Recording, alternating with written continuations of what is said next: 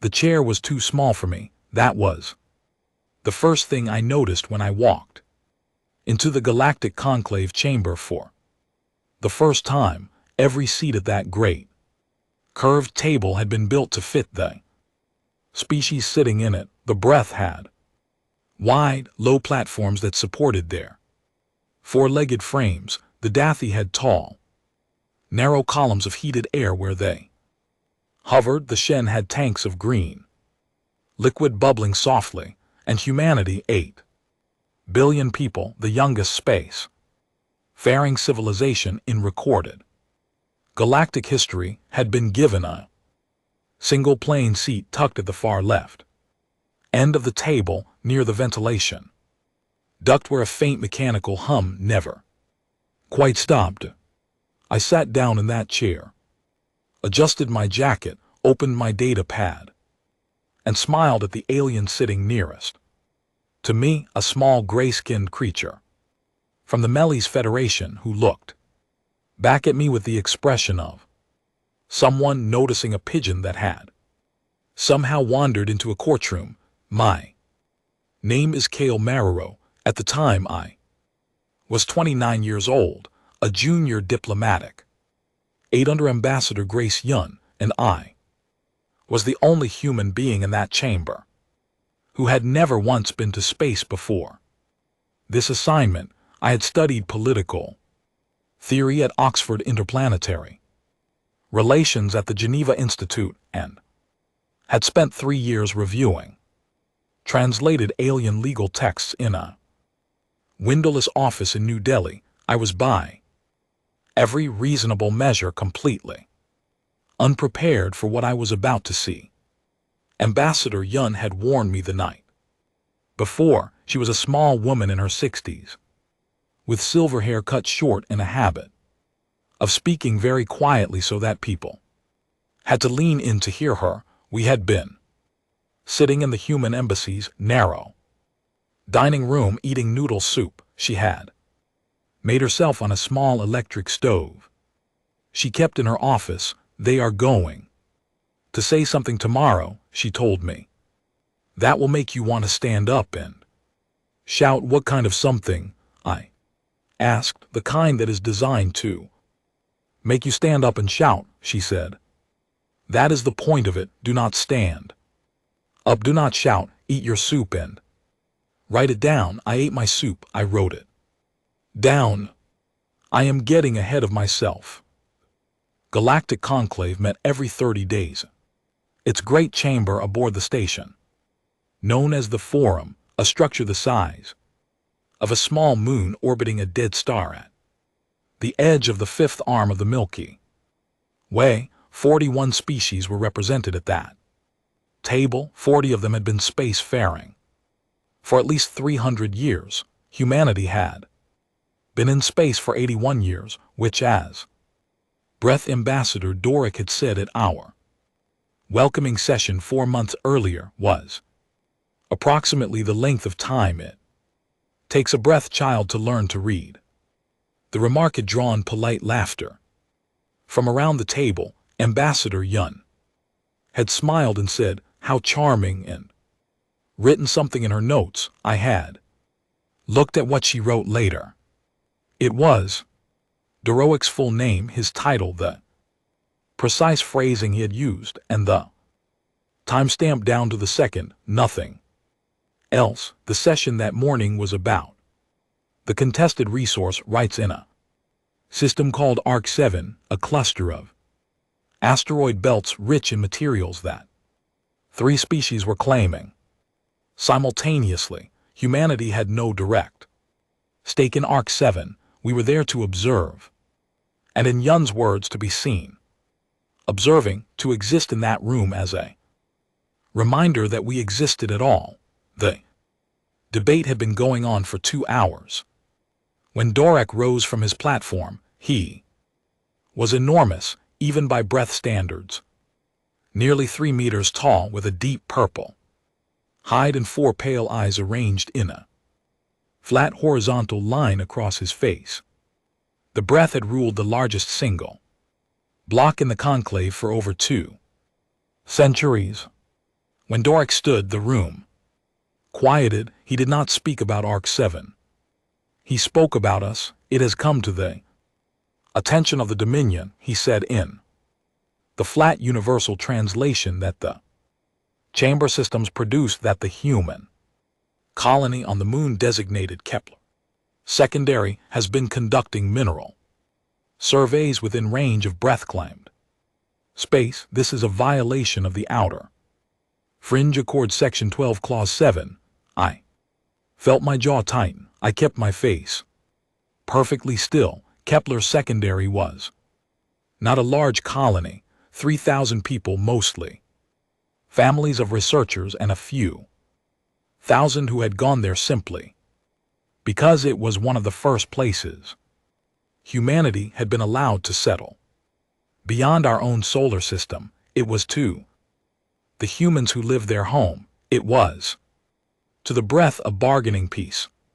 The Dominion requests that the human colony on Kepler's secondary be recalled, Doric continued, and that the moon be returned to neutral territory under conclave administration. I looked at Yun. She was writing in her notes. She did not look up. Furthermore, Doric said, and here his voice carried just the smallest edge of something I had no word for at the time, a tone designed not to threaten, but to diminish. The Dominion would remind this chamber that the human species, while welcomed as observers, remains among what we might generously call the Mayfly civilizations, young, brief, and still learning which stars are theirs to touch. The laughter this time was not polite, it was genuine.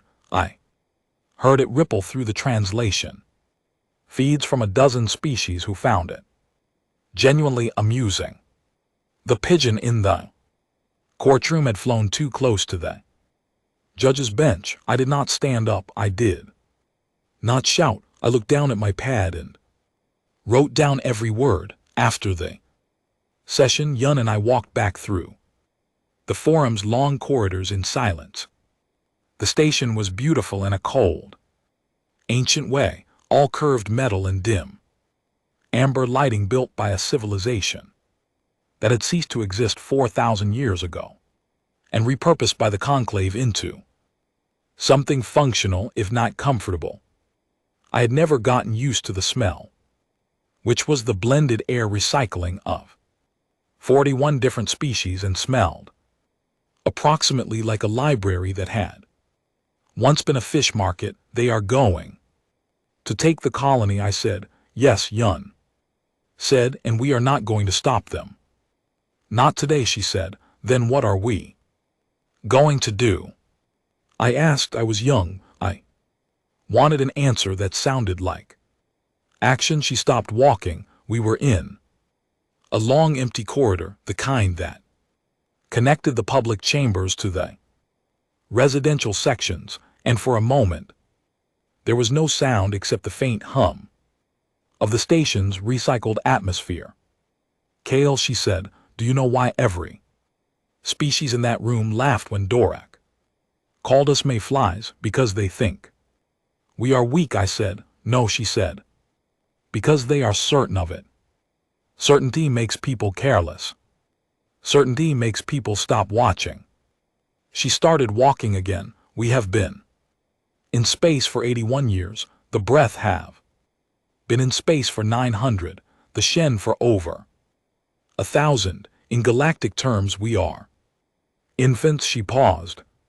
But we are infants who have already survived things that would have ended most of these species before they reached orbit. She did not explain what she meant by that. She did not need to. I had read history. Every human had. 3 weeks later, the conclave formally approved the breath's claim. Kepler's secondary was reclassified as neutral territory. The 3,000 people who lived there were relocated to a transit station and eventually resettled on 2 other colony worlds. There was no military action. There was no protest that carried any weight. I attended Every session of the proceedings, I wrote down everything. I smiled when it was appropriate to smile, and I said nothing that was not required.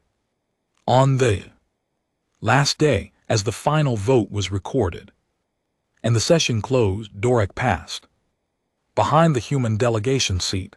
He did not speak to us. He did not need to. The space he occupied as he walked past, the unhurried ease of it was the message. I watched him go. I wrote the time in my notes on the transport back to the human embassy section. I sat alone and read through everything I had recorded. In 4 months, the jokes, the dismissals, the carefully worded clauses in procedural documents that quietly kept humanity out of votes that mattered, the seating arrangement that put us beside the ventilation duct, the tone in Dorek's voice, all of it carefully noted, timestamped, organized. I sent the complete file to the Department of Interplanetary Affairs on Earth, flagged urgent with a single line of summary. At the top, the line read, "They believe we are nothing, we should let them keep believing that." I did not hear back for 6 days. When I did, the response was a single word from the director's office. It said, "Understood." That was the beginning. I did not know it then. None of us knew how far it would go or how long it would take or what it would eventually cost. I only knew that I went back to my small human-sized chair the next session and sat down in it without complaint, opened my pad and waited. Patience, Yun had said, was our oldest weapon. I was beginning to understand what she meant. We did not have the ships the breath had. We did not have the centuries of accumulated power that the Shen had. We did not have the diplomatic networks that the Dathi had built across 400 years of careful alliance building. But we had been surviving impossible things since before we had words for them. We had outlasted ice and drought and every kind of catastrophe our own planet had thrown at us. We had built civilizations in deserts, on frozen tundra, on islands in the middle of vast oceans with no land in sight.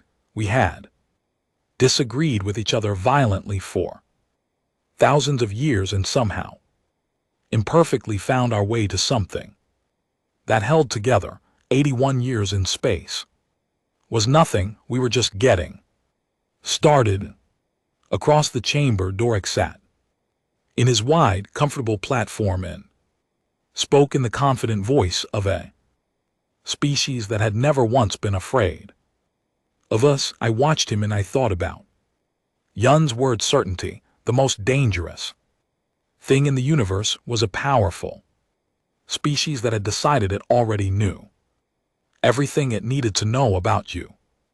I smiled at the pigeon thought and went back to my notes. There was a great deal left to write down. The Verith flagship resolution of dominance was the largest ship I had ever stood inside, and I had stood inside some very large ships by the time I boarded her. This was 7 years after that first session in the conclave chamber.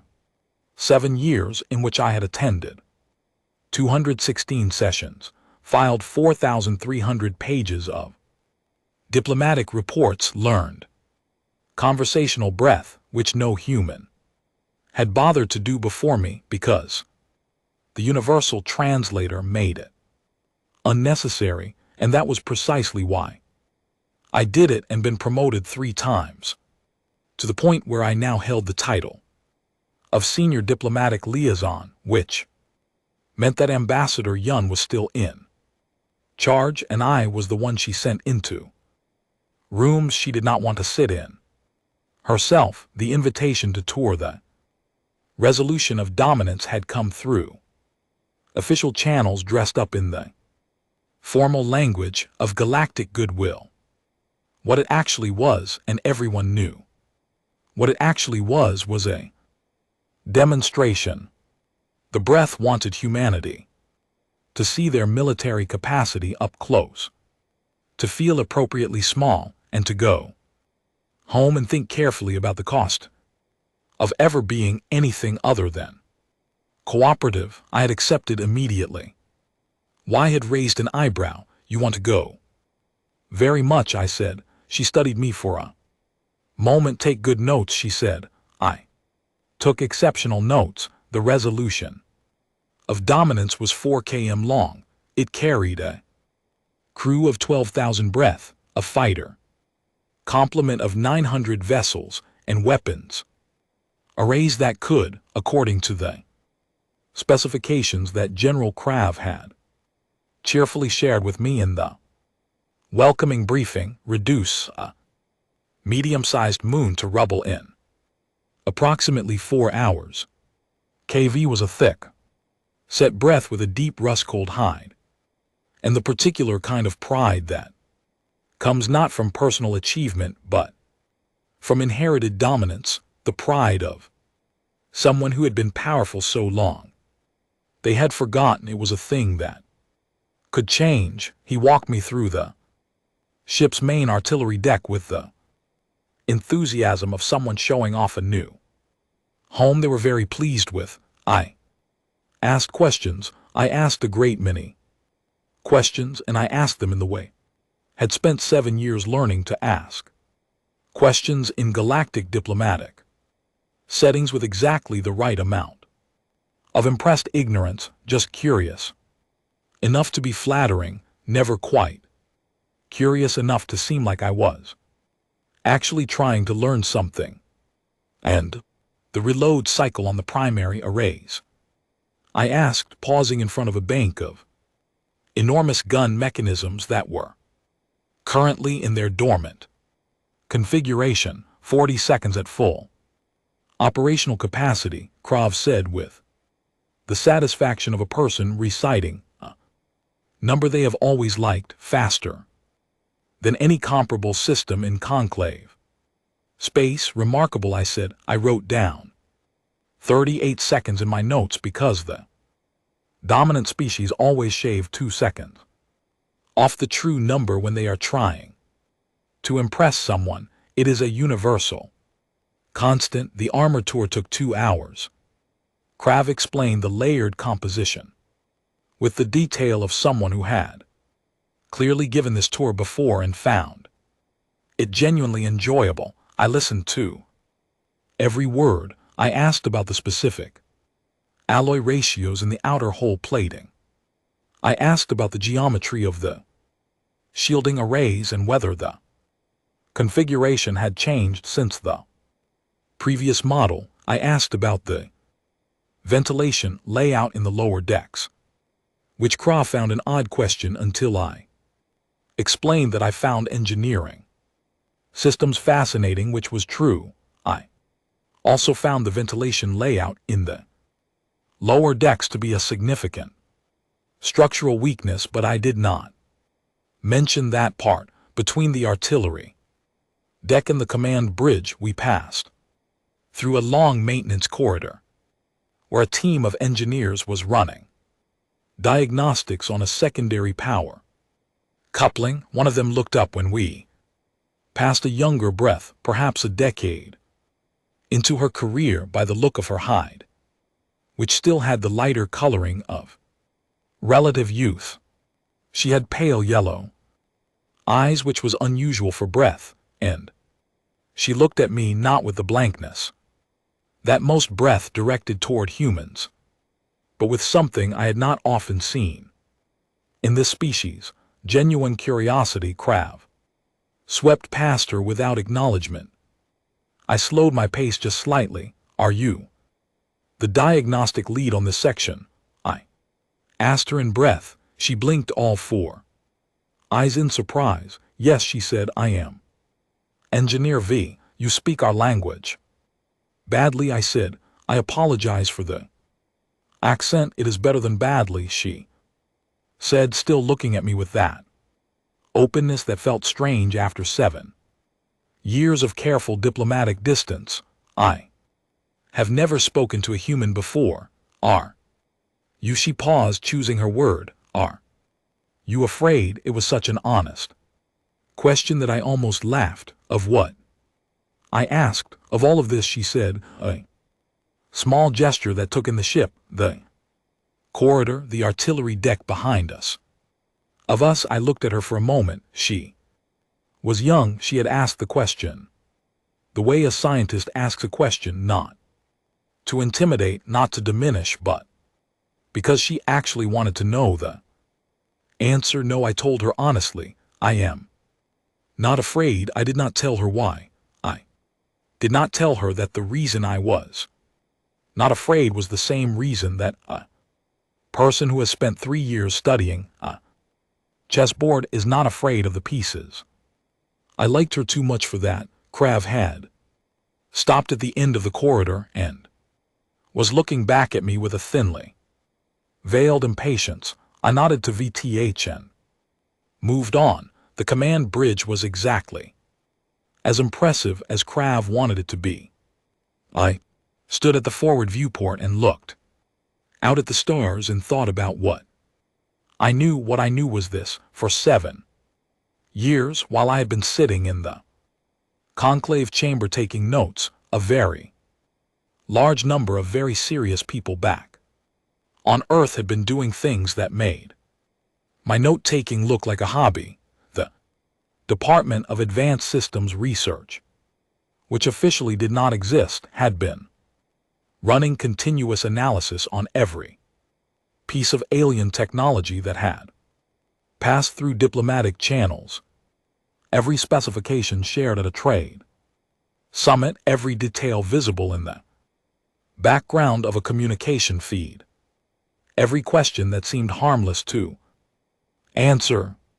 Our people were exceptional at finding the meaningful signal inside information that other species gave away, because they did not imagine anyone would bother to use it. The fleet development program, which also officially did not exist, had been building ships for 31 years, not the kind of ships humanity had sent to its first diplomatic meetings, small, polite vessels designed to demonstrate that we were not a threat, different ships designed by engineers who had spent their entire careers studying what galactic warfare actually looked like, and then asking a simple question: what would an opponent who had studied all of this build instead? The answer was not bigger guns. The answer was not thicker armor.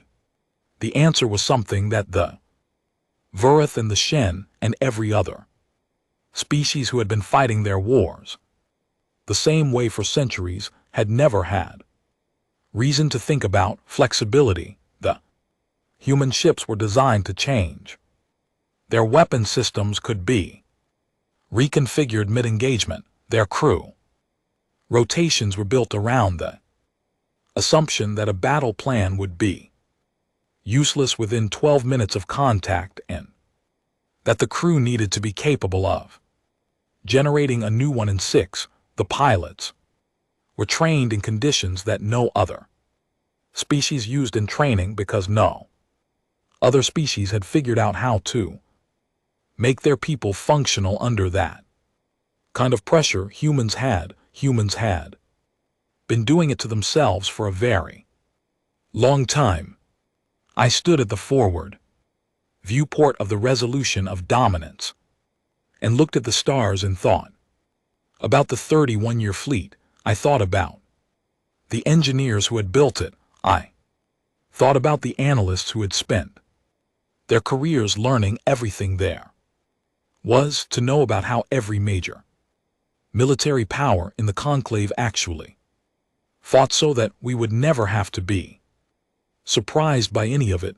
Behind me, Krav was saying something about the ship's targeting range. He quoted a number that I suspected was accurate this time, because it was large enough to be impressive on its own terms. I did not write it down. I already knew it. I had known it for 4 years. The Admiral tells me, Krav said, Mo moving to desk beside me at the viewport with the comfortable ease of a species that has never lost, that no human vessel currently in service could breach our hull plating.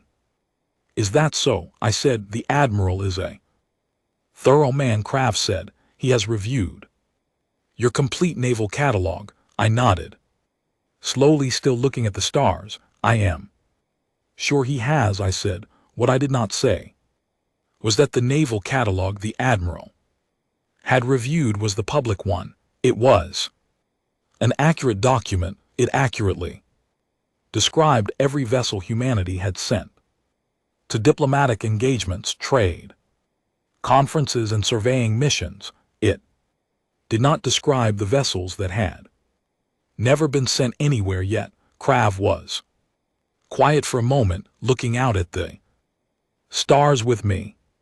You are a calm people, he said finally. It was not a compliment exactly, it was an observation with a question folded inside it, the kind that powerful species make when they are trying to understand why something does not behave the way they expect it to. We have had a lot of practice, I said. I flew back to the Forum station that evening on a small human transport. I sat in the passenger section with my data pad open and wrote a full summary of everything I had seen and heard aboard. The resolution of dominance, the armor composition, the reload cycles, the structural weak point in the lower deck ventilation, the command bridge layout, the targeting range, KR's confidence, which was real and not performed, the Admiral's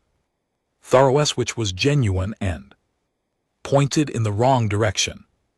I also wrote about VTH. I noted her name, her position, her section, her question.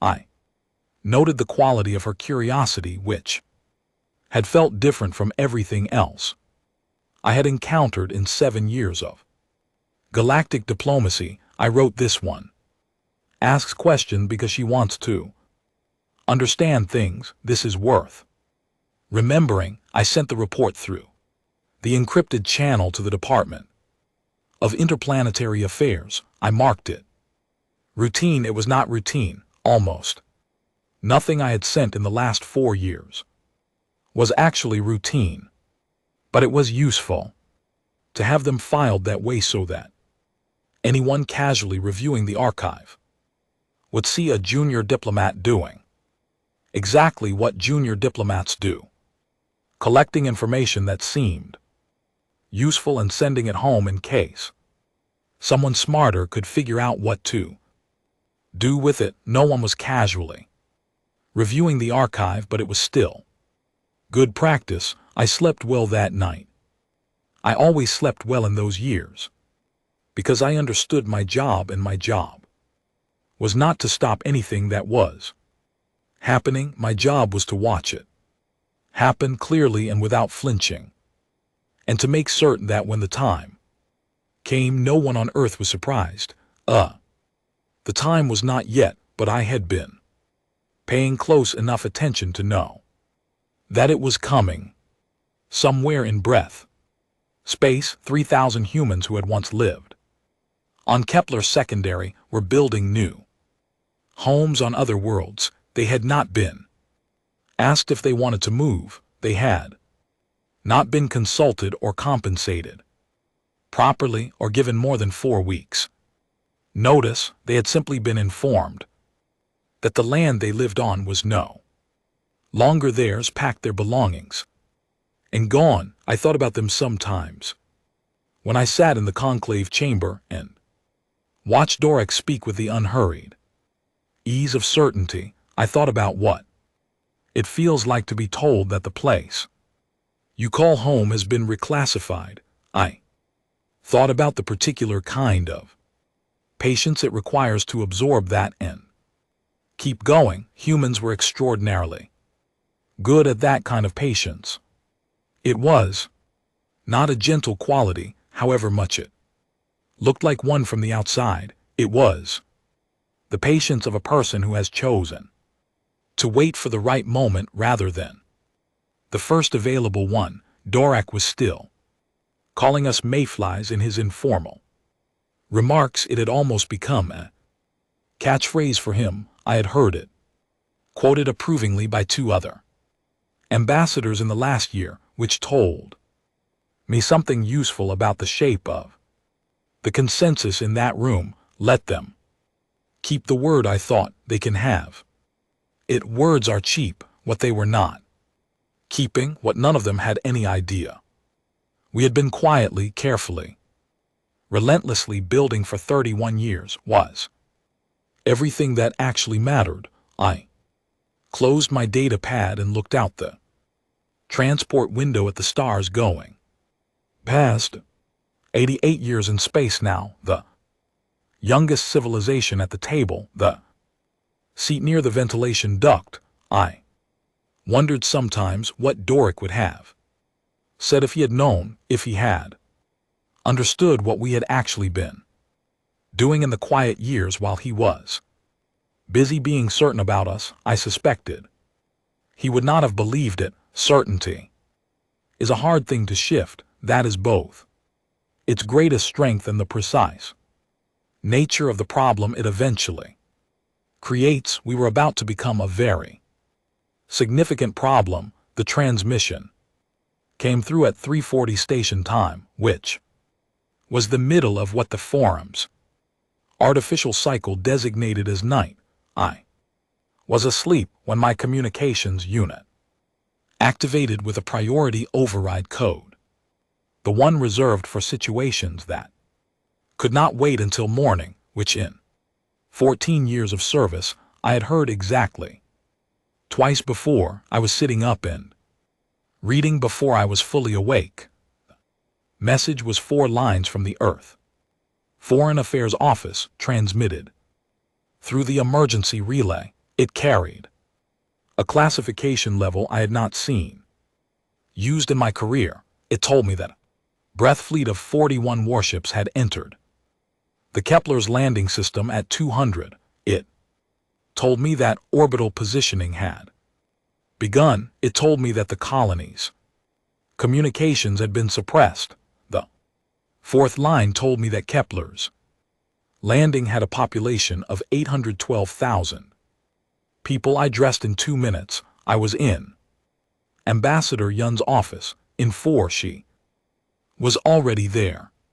She had been awake since the transmission came through, sitting at her desk with both hands flat on the surface in front of her, looking at the far wall with the expression she used when she was calculating something that required absolute stillness of mind. Grace, I said. I know, she said. They are not stopping this time at 3,000 people. I said. No, she said. This is different. She looked at me. The conclave session begins in 3 hours. We will be present in Earth.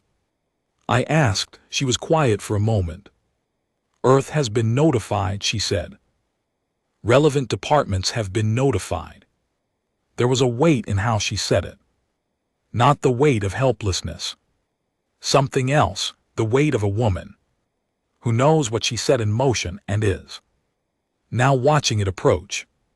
How long have you known this was coming? I asked. That something like this was coming, she said. Since Kepler's secondary, that it would be this colony, this size, this method. She paused. 6 weeks. I sat down. And the relevant departments, I said. Slowly. They have had 6 weeks. They have had considerably longer than that. She said. 6 weeks is simply how long they have had the specific coordinates. I looked at her across the desk and understood in the way that you understand something when you have been standing close to it for years without quite seeing the shape of it. What 14 years of careful note-taking and encrypted reports and routine filings had actually been part of. Yun looked back at me calmly. You were never just watching Kale. She said. None of us were the conclave emergency session.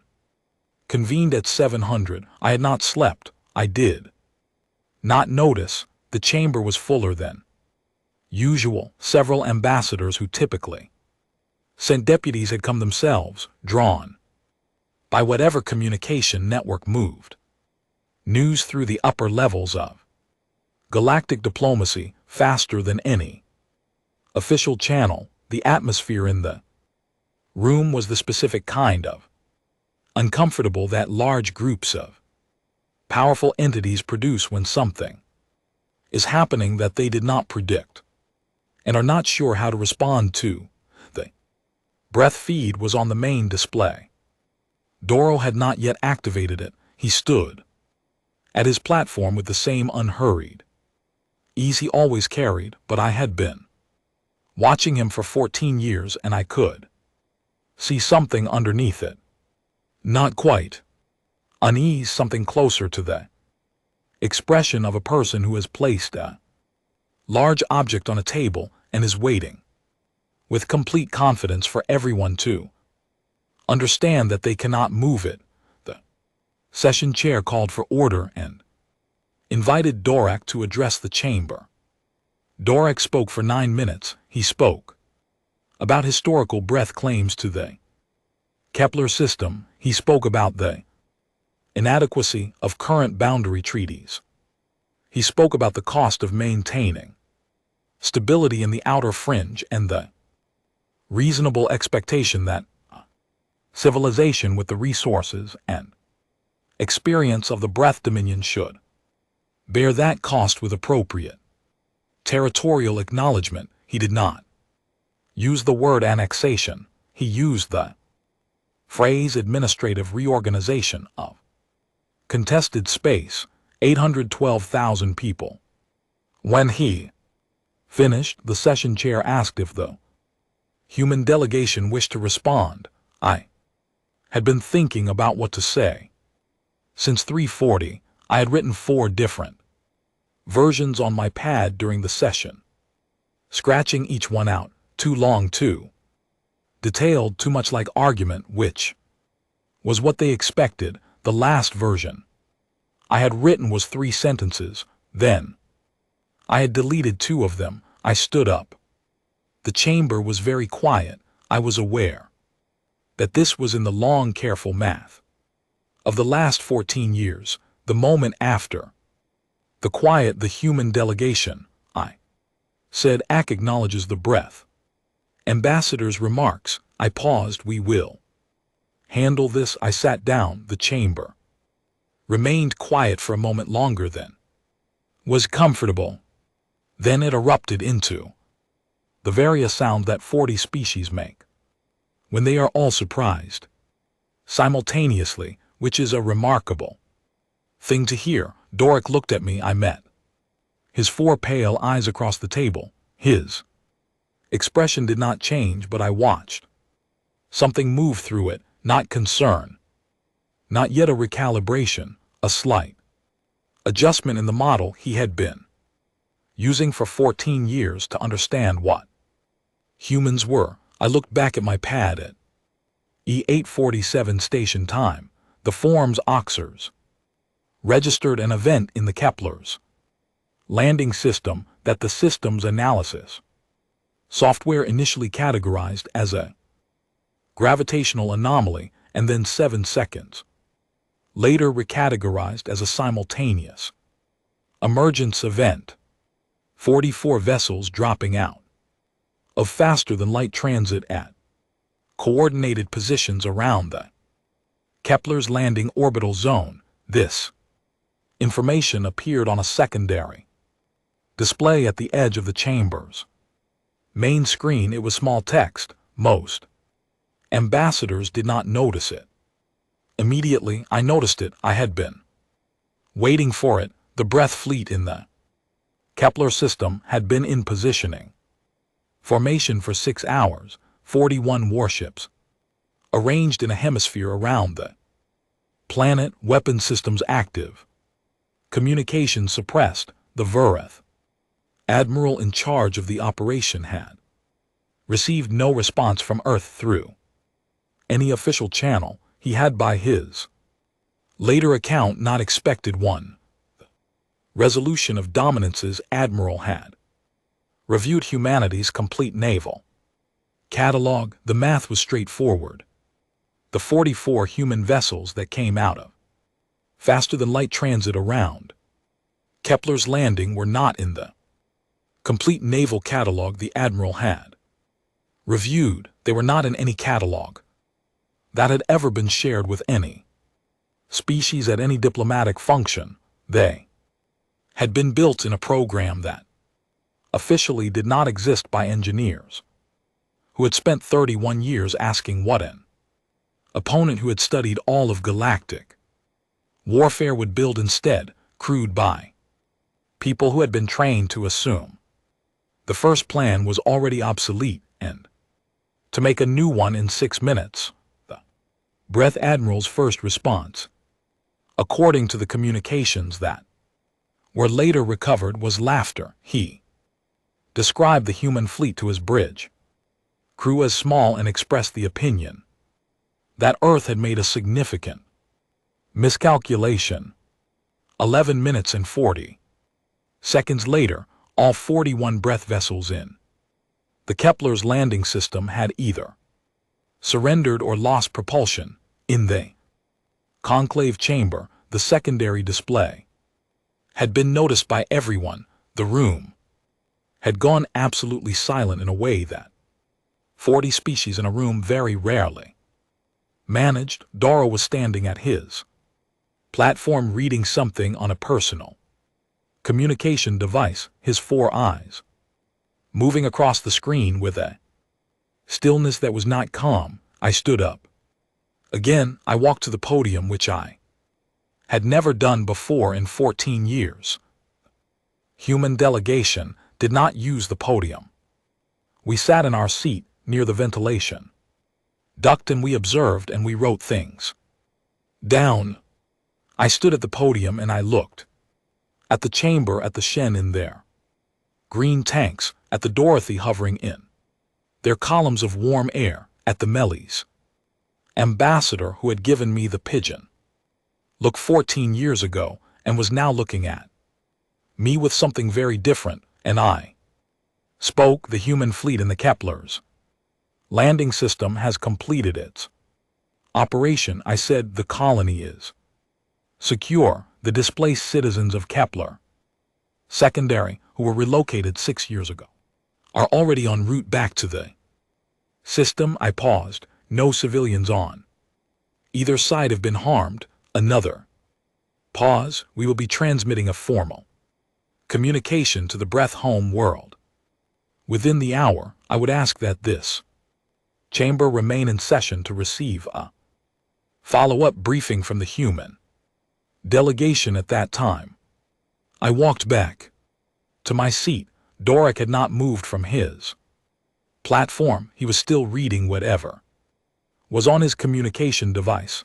I watched him finish reading and set it down. He looked up and his 4 pale eyes found me across the table, and for the first time in 14 years of watching him, I saw something in his face that I had not seen there before. It was not anger, it was not fear quite. It was the specific expression of a person who has been certain about something for a very long time and has just been handed irrefutable evidence that they were wrong, and who has not yet finished the internal process of adjusting to this information. I held his gaze for a moment, then I looked down at my pad. I wrote Zone 903 station time operation confirmed complete. Kepler's landing secure. I wrote the time to the second, as Yun had taught me. On the main chamber display, the secondary feed had updated. The Kepler's landing system was showing the positions of the 44 human vessels holding steady in a protective formation around the planet. They were not advancing on anything. They were not positioning for further action. They were simply there, present and still in The way that a fact is present and still. Once it has been established, in the corridors of the forum station, I would later learn the representatives and aides of a dozen species were already sending urgent communications to their home governments. The messages in various languages and formats carried the same essential content. Something has changed. We need to discuss what it means. In the Kepler's landing system, 812,000 people were watching the ships through their windows and through their screens, and they did not know yet everything that had happened in the last 11 minutes and 40 seconds, but they understood the shape of it. They were still here. They were going to remain here and in a maintenance corridor aboard the Resolution of Dominance, which was not at Kepler's landing and which had nothing to do with this engagement, but which I thought about. Anyway, a young breath engineer with pale yellow eyes was almost certainly working her diagnostic shift and had not yet heard the news. I made a note to myself to find out when this was over whether Bait was all right. I did not know why that felt important. It simply did. The Verith home world was called Vreth Prime, which was either a remarkable coincidence of naming convention or a reflection of the fact that the breath had never particularly felt the need to be creative about such things. It was a large planet 4 times the mass of Earth, with a heavy reddish atmosphere and vast flat plains that stretched to the horizon in every direction. The seat of the breath government was a complex of low, wide buildings at the center of the largest plain, built in a style that was meant to convey permanence. Thick walls, no unnecessary windows, the architectural language of a species that had been making itself impossible to move for a very long time. I arrived with a delegation of 7. We landed at the official reception platform, which was large enough to accommodate a ship 4 times the size of ours, which I recognized as the standard Wraith method of communicating scale. A reception party of breath officials met us on the platform. Their faces carried the particular arrangement of features that the breath produce when performing a dignity they do not feel. I had spent 14 years learning to read breath faces, and this one was not difficult. They were afraid not of us exactly, of what we represented, which was the collapse of the certainty they had been living inside for 900 years. The delegation was led inside. The building smelled of mineral-heavy air and something that reminded me of old stone. The conference room we were brought to had a long table lower than a human table because breath preferred to sit in a way that placed their 4 legs on the ground and their upper body at a different angle than human anatomy produced, which meant that our delegation spent the entire meeting at slightly different heights, which was probably not intentional but was the kind of thing I noticed. The High Chancellor's name was Voss. He was older than Dorek, with a hide that had faded to a pale lavender at the edges, and he had the eyes of someone who had held power for a very long time and had spent much of that time watching other powerful entities do things he had predicted they would do. I suspected he was not accustomed to being surprised. He looked at me for a long moment when we sat down. "You are the one from the chamber," he said. It was not a question. "Yes," I said, "the one who said we will handle this," and sat down. He said, "Yes," I said. "I watched the recording 3 times," he said. "I was trying to understand what you meant by it." "I meant that we would handle it," I said. "We did. Voss was quiet for a moment. You lost nothing, he said. No ships, no personnel, 41 breath vessels. Disabled in 11 minutes, he paused. Yes. I said. Why, he asked. It was the same quality of question that VTH had asked me aboard the Resolution of Dominance. Not a challenge, not a negotiating position, a genuine inquiry. I wondered if it was something particular to Vurath, individuals who had reached a certain point in their understanding of things, or if it was simply the question anyone asks when the world has behaved in a way they did not expect, because stopping was the point. I said, we did not come to destroy your fleet, we came to secure our colony. Those are different things. You could have continued. Vast said, our home world's defensive capacity. He paused, which was itself an answer. I know, I said. And you chose not to. We chose not to, I said. Voss looked at me with those old, calculating eyes. I do not understand your species, he said, and it was the most honest thing I heard from a VHT official in 14 years of diplomacy. Most people don't, I said, until they do, and by then it is usually too late to use the information. The terms we presented were read by my colleague, a methodical woman named Claire Ford, who had spent 8 years as a trade law specialist and had the gift of making complex documents sound inevitable rather than punishing. She read for 40 minutes. The terms were what they were: reparations structured over 12 years, a demilitarization of the outer fringe border sectors that the Breath had been using as their primary staging ground, the formal return of Kepler's secondary and full restoration of property rights to its original residents, and a public statement to be broadcast on every conclave channel in which the Breath Dominion formally acknowledged the events and accepted responsibility for them. That last item was the one that took the longest to discuss. The Vurath government had a complicated relationship with public acknowledgement. It was not that they were incapable of it, it was that 900 years of being the dominant power in galactic politics had given them no practice in it.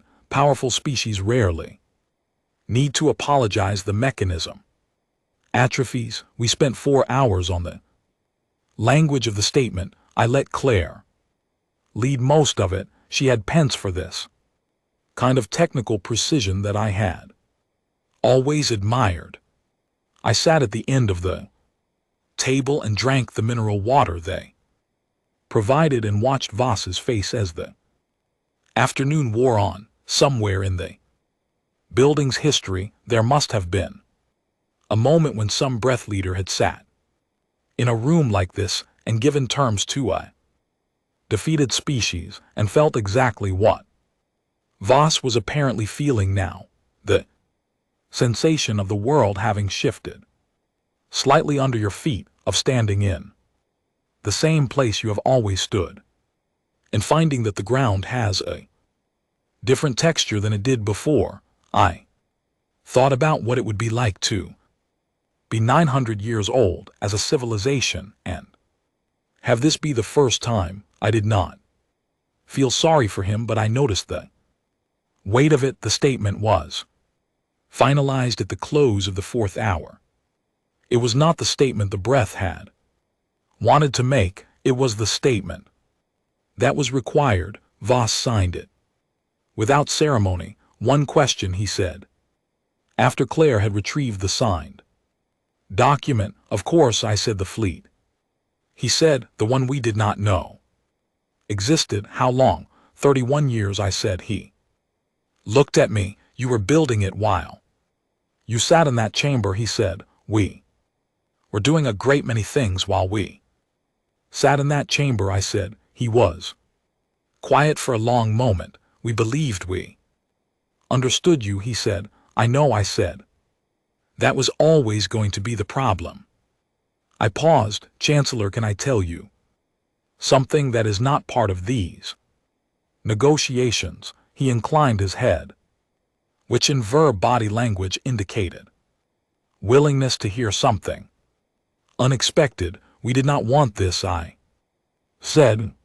Not this specifically. We would have preferred to be left alone to build what we were building at our own pace and to have these conversations in 50 years instead of now when we were ready for them. We would have preferred that Kepler's secondary had never been touched and that Kepler's landing had never been threatened. I paused. We would have preferred that your admiral had not laughed. Voss said nothing. We are not interested in your territory, I said. We are not interested in controlling your trade routes or your border sectors or your seat at the conclave table. We built what we built because the universe required us to, not because we wanted an empire. Humans have tried empire. We know what it costs. I folded my hands on the table.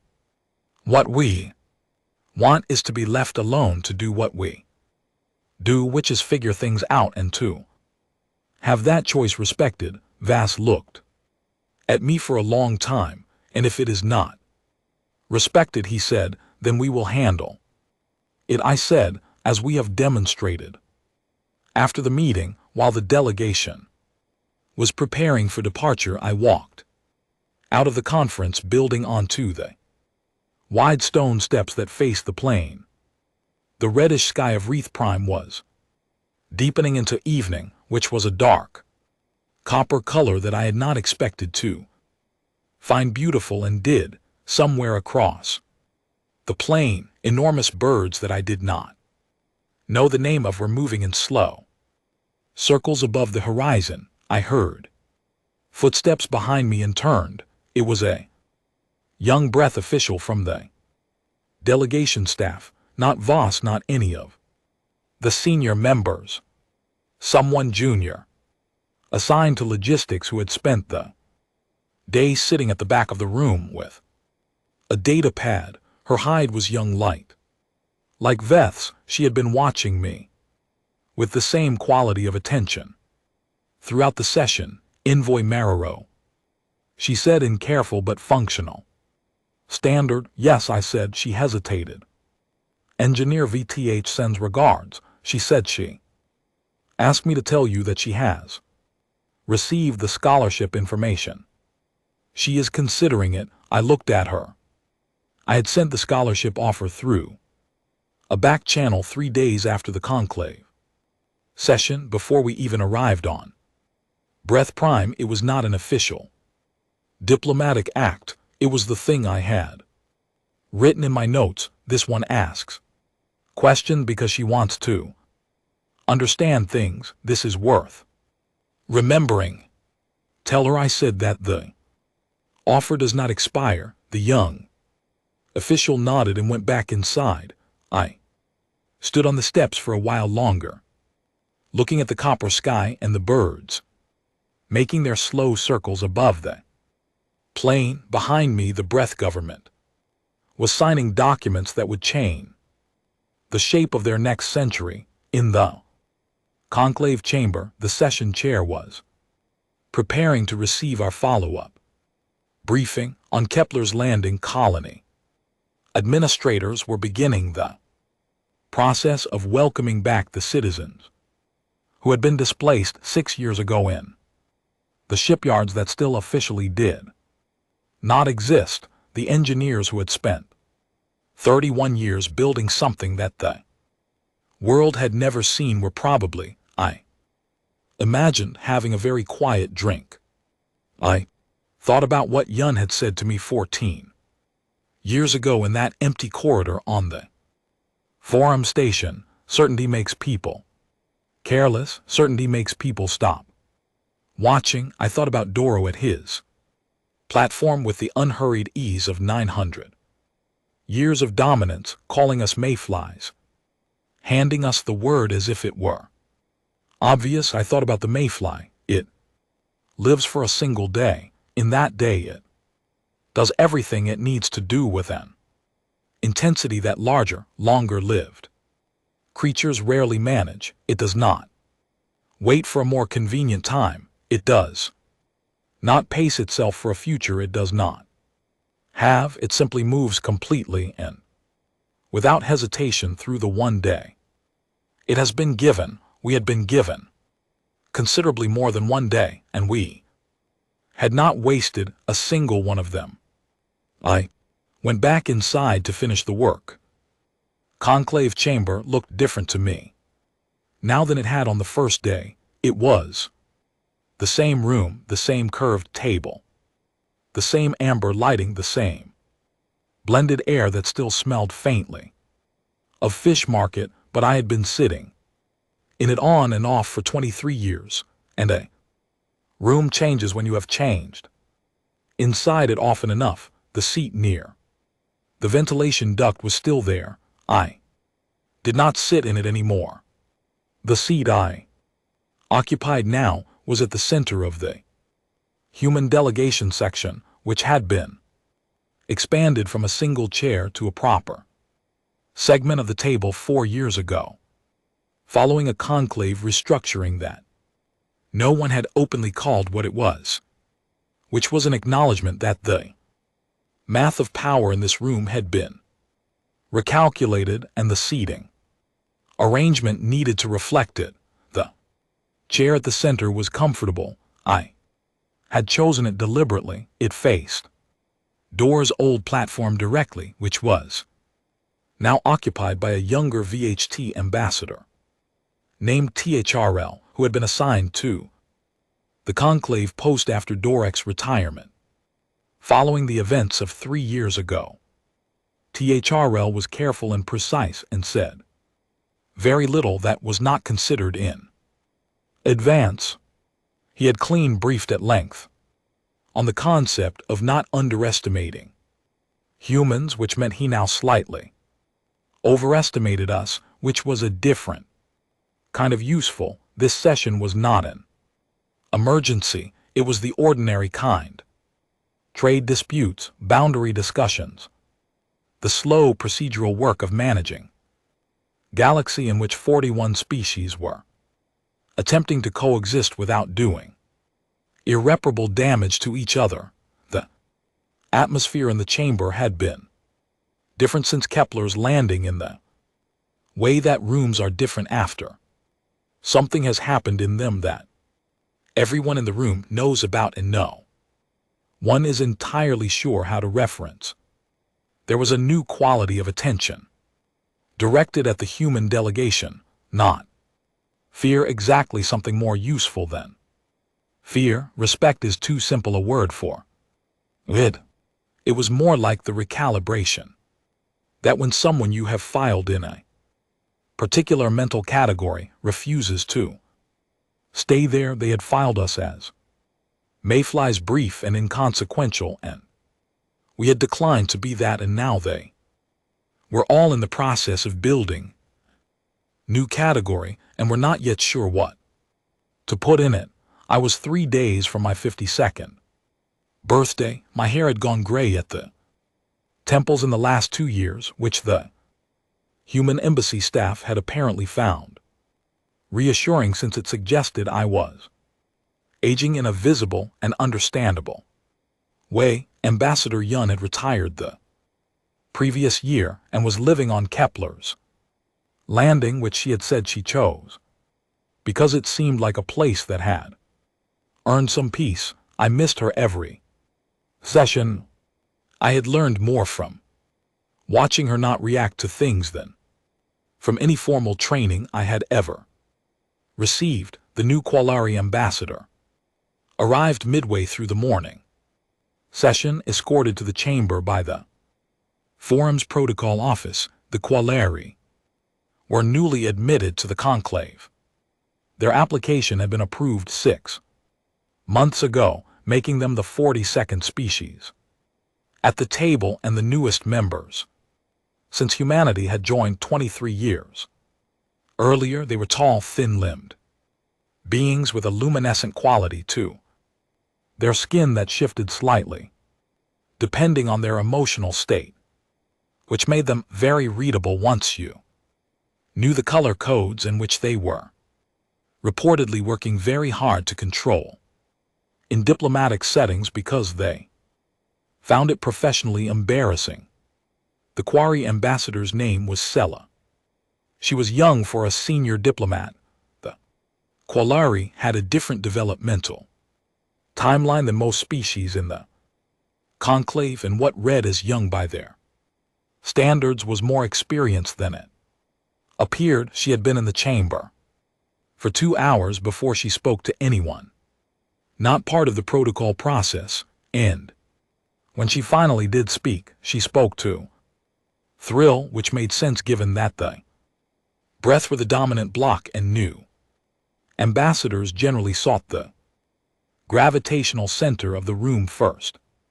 I watched their conversation from across the table. I did not hear it. I could see Sella asking something that required a longer answer than she had expected, because her luminescent skin cycled through 3 colors while she listened. Then she looked across the table at me. I nodded at her. She held my gaze for a long moment, then looked back at Thrill, who was still speaking. During the break, I found them both in the corridor, adjacent to the chamber where the forum provided a rather poor assortment of refreshments that most species had given up trying to enjoy, but continued to take out of something like diplomatic politeness. Ambassador Marrow THRL said with the careful precision he brought to all human interactions. The Quilari ambassador was asking about the history of human participation in the conclave. I was providing context. I heard you were being thorough, I said, which was true. I had caught a fragment of his explanation through the translator as I approached, and what THRL had been telling Sella about human participation in the conclave was accurate, detailed, and completely devoid of the kind of subtext that made it meaningful. He had described the events of 3 years ago the way one describes a weather pattern, true and empty of the thing that made it matter. Sella was looking at me with an expression that I recognized across species lines because it is one of the genuinely universal ones. She was trying to form a question and was not yet sure if it was appropriate to ask. Please, I said, because I had found that this word tends to help. What should we know? She said. About humans it was. I reflected. The same question Bate had been trying to ask me on the maintenance deck of the resolution of Dominance 10 years ago, phrased differently. What are you? The question always meant, what category do I put you in? How do I understand what you are? Before I could answer, Thrill spoke. Allow me, he said. I looked at him. THRL had been in this post for 3 years, and in those 3 years he had said almost nothing to me that was not required by the formal structure of a session. He was polite, and he was precise, and he was careful in the way that someone is careful when they have been told very clearly that the last person who was not careful had made a significant error they could not recover from. But in this moment there was something different in his voice, not warmth exactly. Breath. We're not a warm species, something more like the quality that Voss had shown at the end of our meeting on Vreth Prime, when he had set aside the negotiating register and asked a real question, the quality of honesty that exists in a species that has recently had its certainty adjusted and is still in the process of integrating the adjustment. The Quailer ambassador asked a question that I answered accurately. THRL said, but I did not answer it fully. He paused. I was providing context for What humans did, I did not explain what humans are. Sela's skin shifted colors. I stayed quiet. Humans, Thrill said, are the only species in this conclave that arrived having already defeated themselves. He was quiet for a moment, as if choosing each word carefully. Every species here has survived external threats, ice ages, resource collapse, contact with hostile neighbors, the standard list. Humans survived all of that and also survived a period of internal conflict so sustained and so complete that by the time they reached space they had already experienced most of the ways a civilization can threaten itself from within. They came to us already knowing what they were capable of. At their worst, they had already looked directly at that and kept going. Anyway, Sailor was very still. Her skin had stopped cycling when we believed they were weak. Thrill said, we were not incorrect about the surface of the thing. They are physically fragile by galactic standards. Their lifespans are short.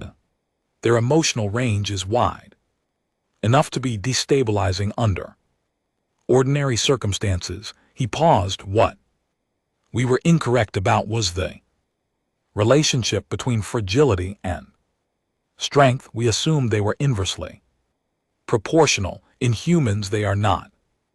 In humans they are the same thing. I looked at Thrill. In 23 years in this chamber, across 14 years of watching Dorek and 3 years of watching Thrill, I had never heard of Ririth say anything like this about us. Ambassador THRL, I said. I am being accurate, he said, which was the closest of wrath. Diplomat comes to an apology for being surprising. You are, I said. Sela looked between us. Her skin was a steady soft color that I did not know the name for when, but which she later told me when we had become colleagues in the proper sense meant something like this is more complicated than I expected, and I am glad I am here to learn it. There is one more thing, Thrill said, and now his voice had the quality of someone stating a thing they have thought about for a long time and have decided it needs to be said clearly. The silent law, it is not written anywhere in the conclave charter. There is no resolution, no formal precedent, but every species in that room, a small gesture toward the chamber, knows it now, and the quali should know it on their first day rather than learning it in the way we learned it. What is the law? Sela asked. THRL looked at her steadily. You do not provoke the humans, he said, not because they will retaliate disproportionately. They are on average more restrained than most species in this chamber once they have made their point, not because they are the most powerful military force we are aware of, although they may be. He paused. You do not provoke the humans because of what it says about you. If you do, any species that has access to the last 23 years of information about this civilization and still decides that provoking them is a reasonable choice, has made a decision that reflects poorly on their judgment in every other area as well. The conclave functions on trust and judgment. Losing it is expensive. Sela absorbed this in the way that a genuinely intelligent person absorbs something that changes the shape of what they thought they knew, quietly, completely without resistance. I see, she said. The break ended. We went back into the chamber. I sat in my seat at the center of the human delegation and opened my pad and watched the room settle back into its ordinary rhythms. Across the table, THRL took his position at the breath platform. We did not look at each other. We did not need to. What had been said in the corridor was what it was, a thing stated, received complete. 2 months after that session, I received a message from a research institution in the Vreth Dominion's academic network. It was a formal inquiry about collaborative research opportunities in materials engineering.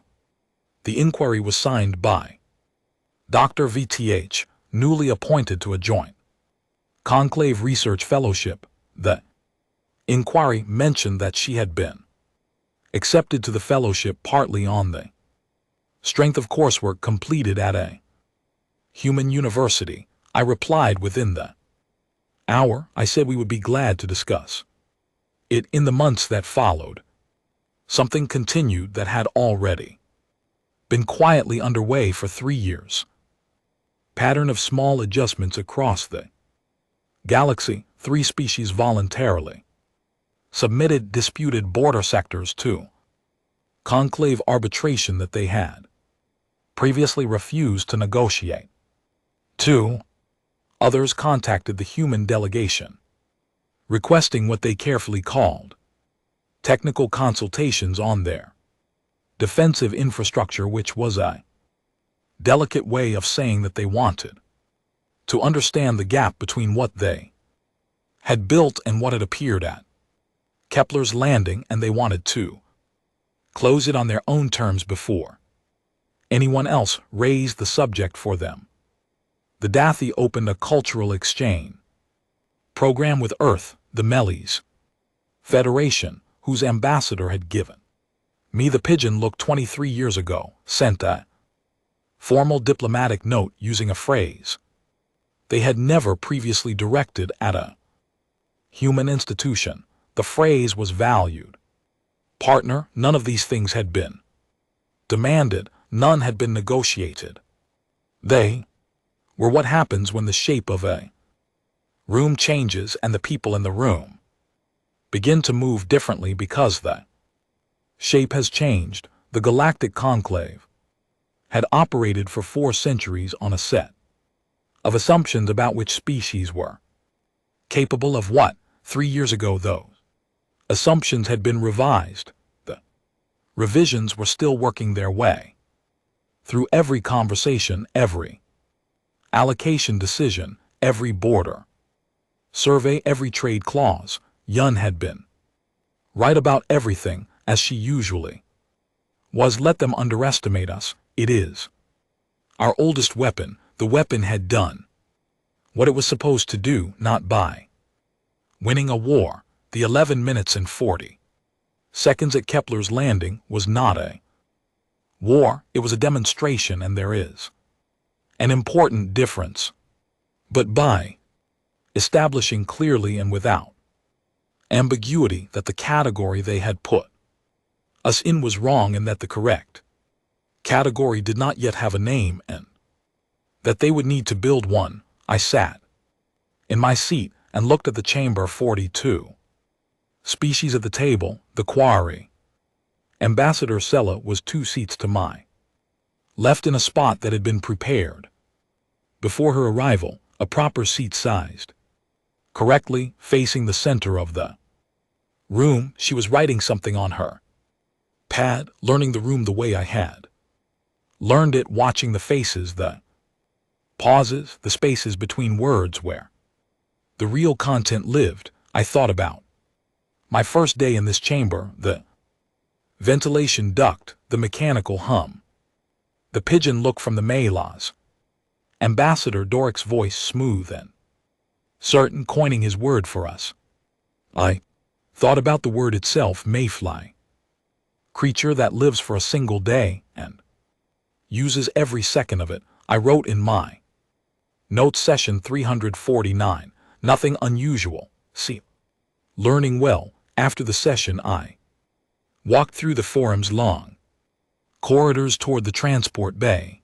The station was busy at this hour, aides and delegates moving between the chamber and the residential sections, the particular energy of a place that never entirely stopped working. I passed the corridor where Yun had stopped me 23 years ago and said what she had said about certainty. I stopped in the same spot For a moment, just a moment, I thought about all the things that were still being built. The exchange programs, the research collaborations, the slow, patient work of being a species that had proven it could not be dismissed and was now in the process of proving what it chose to do with that. The work was not finished, it was nowhere near finished. The universe was large and complicated, and full of species who had not yet been surprised, and some of them would need to be in time, and some of them would learn from watching others and would not need to be, and the difference between those two outcomes was exactly the kind of work that took decades and required someone to sit in uncomfortable chairs near ventilation ducts and write things down with great patience and no fanfare. I started walking again. Somewhere on Kepler's Landing, Grace Yun was living in a house she had chosen because it had a good view of the coastline, and she was probably reading something, and she was probably correct about it. Somewhere in a VHT research institution, VTH was working on materials problems that no one had solved before, and was probably asking questions that made her colleagues uncomfortable in the productive way. Somewhere in the shipyards that still did not officially exist, the engineers who had built the fleet were working on the next version of it, because that is what engineers do, and because the universe rewards those who do not stop. I reached the transport bay. My shuttle was ready. I sat down, opened my pad, and started writing the session report. Outside the bay window, the stars were exactly where they always were, which is to say, everywhere, and very old and entirely indifferent to the dramas of the species moving through them. We had been moving through them for 88 years now. We had barely started, but we had started the right way. We had been patient when patience was called for, and decisive when the moment was right, and restrained when restraint was the thing that made the point. We had built in the quiet, and acted when ready, and stopped when stopping was the message. And then we had gone back to work. The shuttle lifted off. The forums fell away behind us, a brilliant structure against the dark, lit from within by the combined energy of 42 civilizations trying to understand each other, which is the oldest and most difficult project in the universe, and the only one worth doing indefinitely. I kept writing until the stars blurred into transit and the report was finished. There was always more to